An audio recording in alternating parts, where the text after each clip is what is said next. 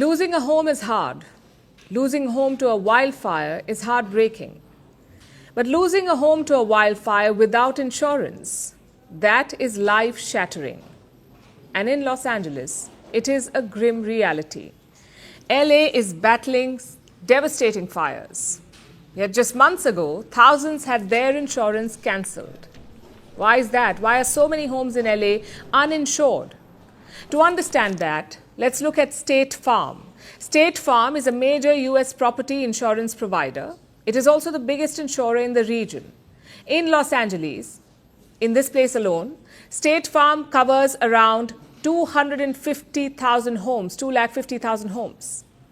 But here's the problem. Last year, State Farm began pulling back. It cancelled 30,000 insurance policies. In Pacific Palisades, 1,600 policies were dropped. Now, this neighborhood has around 9,000 residential units. The median value of a house is around $3.1 million, so it is an expensive neighborhood. And this matters because now these expensive homes have been gutted.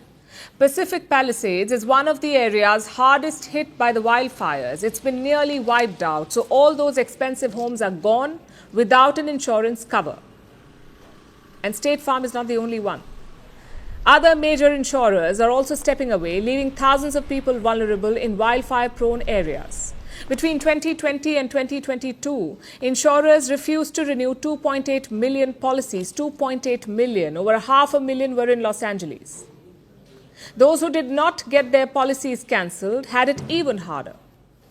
Let me show you this report from the LA Times. One homeowner initially paid $4,500 for insurance. But at the time of renewal, the renewal of the policy, he was given a new quote, this time for $18,000. That was the new insurance amount, $18,000, almost 4 times what he had initially paid. So it is between the devil and the deep blue sea, either cancelled insurance or exorbitant rates. What explains this trend? In recent years, insurance companies have changed the way they work. Most of them use sophisticated modeling and even artificial intelligence. They can map out the risks of wildfires.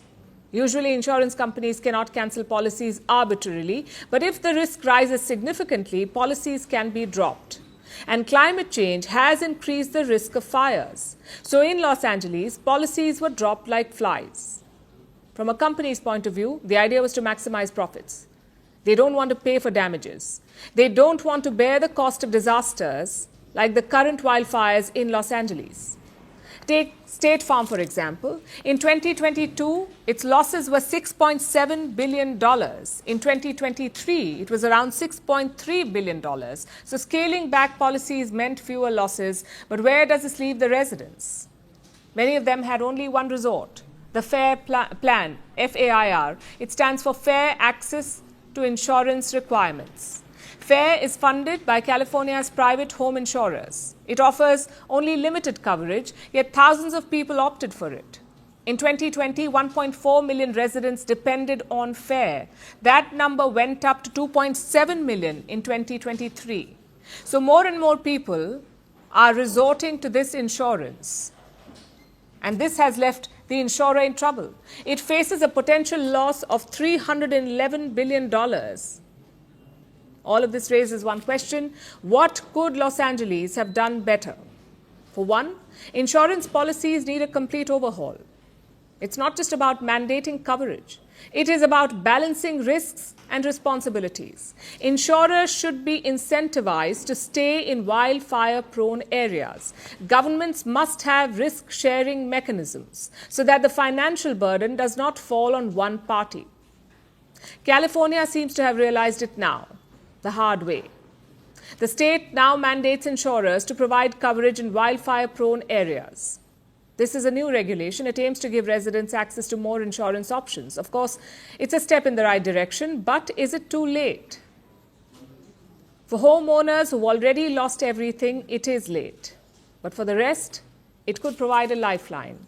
Because when homes burn, it is not just property, it is lives and futures at stake.